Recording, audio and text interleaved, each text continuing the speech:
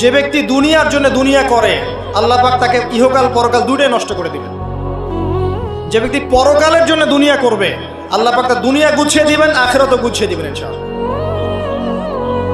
প্রথম কথা হচ্ছে এই যে দুনিয়ার জীবনকে প্রাধান্য দেওয়া যাবে না।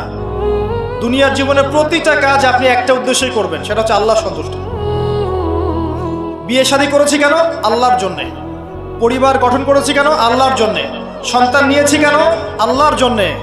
দিন শিখেছি কেন? এলেম শিখেছি কেন? আল্লাহর জন্যে। চাকরি কেন করি?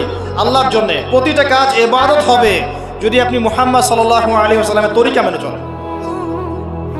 ওয়া মা খালাকতুল জিন্না ওয়াল ইনসা ইল্লা লিয়াবুদুন, শুধুমাত্র ইবাদত করার জন্যই আল্লাহ পাক জিন এবং মানুষ জাতিকে সৃষ্টি করেছেন। আপনাকে আল্লাহ পাক এই হায়াতটা দিয়েছেন। এখন বাকি সময়টা চিন্তা করেন, আগামী 30-40 বছর কিভাবে কাটাতে চান?